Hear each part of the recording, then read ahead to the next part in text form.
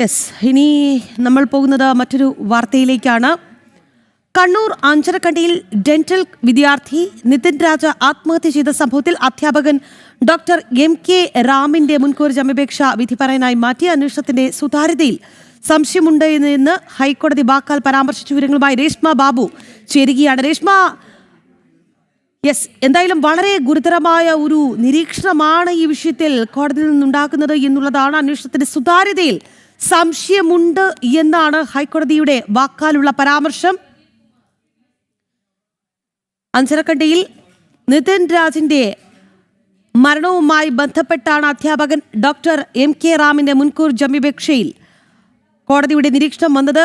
മുൻകൂർ ജാമ്യാപേക്ഷ ഇപ്പോൾ വിധി പറയാനായി മാറ്റിയിട്ടുണ്ട് എന്നുള്ളതാണ് ഏറ്റവും ഒടുവിലത്തെ അപ്ഡേറ്റ്. അന്വേഷണത്തിന്റെ സുതാര്യതയിൽ സംശയമുണ്ട് എന്ന് കോടതി പറഞ്ഞു വയ്ക്കുമ്പോൾ അത് വാക്കാലുള്ള പരാമർശമാണ് എങ്കിൽ പോലും വളരെ ഗുരുതരമാണ് എന്നുള്ളതാണ്.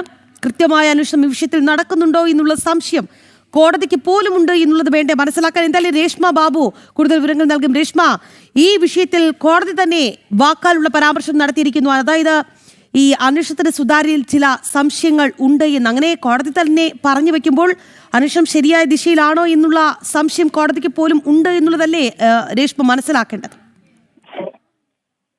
അതെ രാഖി, അതായത് ഇന്ന് നിതിൻ രാജിന്റെ ആത്മഹത്യാ കേസുമായി ബന്ധപ്പെട്ട് അതിന്റെ ഒന്നാം പ്രതിയായിട്ടുള്ള MK റാമിന്റെ മുൻകൂർ ജാമ്യാപേക്ഷ ജസ്റ്റിസ് A ബദറുദ്ദീന്റെ ബെഞ്ച് പരിഗണിച്ച ഘട്ടത്തിലാണ് വാക്കാലുള്ള പരാമർശം, അതായത് ഈ അന്വേഷണത്തിന്റെ സുതാര്യതയിൽ തനിക്ക് സംശയമുണ്ട് എന്നുള്ള ഒരു നിരീക്ഷണം സിംഗിൾ ബെഞ്ച് ജഡ്ജിയുടെ ഭാഗത്തു നിന്നും ഉണ്ടായത്. വിശദമായിട്ട് തന്നെ വാദം ഹൈക്കോടതി കേട്ടിരുന്നു ഈ മുൻകൂർ ജാമ്യാപേക്ഷയിൽ. അതിന്റെ അടിസ്ഥാനത്തിൽ ഹൈക്കോടതി ഈ മുൻകൂർ ജാമ്യാപേക്ഷ വിധി പറയാനായിട്ട് മാറ്റിയിരിക്കുകയാണ്. നേരത്തെ തന്നെ ഹൈക്കോടതി ഈ ഹർജി പരിഗണിച്ച സമയത്ത് തന്നെയാണ് ഈ മെഡിക്കൽ കോളേജുകൾ കേന്ദ്രീകരിച്ച് വിദ്യാർത്ഥികളോട് അധ്യാപകർ ക്രൂരമായിട്ട് പെരുമാറുന്നു, ഇക്കാര്യത്തിൽ ഒരു കമ്മീഷൻ നിയോഗിച്ചുകൊണ്ട് നടപടികൾ സ്വീകരിക്കണം, അതിൽ സർക്കാർ ഇടപെടണം എന്നുള്ള രീതിയിൽ പരാമർശങ്ങൾ നേരത്തെ നടത്തിയിരുന്നത്. അതിനിടയിൽ തന്നെയാണ് ഈ നിതിൻ രാജിന്റെ മരണവുമായി ബന്ധപ്പെട്ടുള്ള അന്വേഷണത്തിലും ചില സംശയങ്ങൾ, അതിന്റെ സുതാര്യതയിൽ സംശയമുണ്ടെന്നുള്ള ഒരു നിലപാട് ഹൈക്കോടതി സിംഗിൾ ബെഞ്ച് സ്വീകരിച്ചിട്ടുള്ളത്. എന്തായാലും ക്രൂരമായിട്ട് വിദ്യാർത്ഥികളോട് മെഡിക്കൽ അധ്യാപകർ പെരുമാറുന്നു എന്ന കാര്യത്തിൽ ഹൈക്കോടതിക്ക് അതിന് മറിച്ചൊരു അഭിപ്രായമൊന്നുമില്ല. നേരത്തെ ഹൈക്കോടതി ഇതേ രീതിയിൽ പറയുകയും ഒരു കമ്മീഷൻ നിയോഗിച്ച് നടപടികൾ സ്വീകരിക്കണമെന്നുള്ളൊരു നിലപാട് സ്വീകരിക്കുകയും ചെയ്തിട്ടുണ്ട്. എന്തായാലും നിലവിൽ MK റാമിന്റെ മുൻകൂർ ജാമ്യാപേക്ഷ ഹൈക്കോടതി വിധി പറയാൻ മാറ്റിയിരിക്കുകയാണ്. തനിക്ക് തന്റെ പക്കൽ നിന്നും SC/ST അട്രോസിറ്റീസ് ആക്ട് പ്രകാരമുള്ള ഒരു പ്രവൃത്തികളും ഒന്നും തന്നെ, കുറ്റകൃത്യങ്ങളൊന്നും തന്നെ താൻ ചെയ്തിട്ടില്ല. മാത്രമല്ല ഈ ലോൺ ആപ്പ് ഏജന്റുമാരുടെ ഭീഷണി മുഖാന്തരമാണ് ഈ കുട്ടി ആത്മഹത്യ ചെയ്തത്.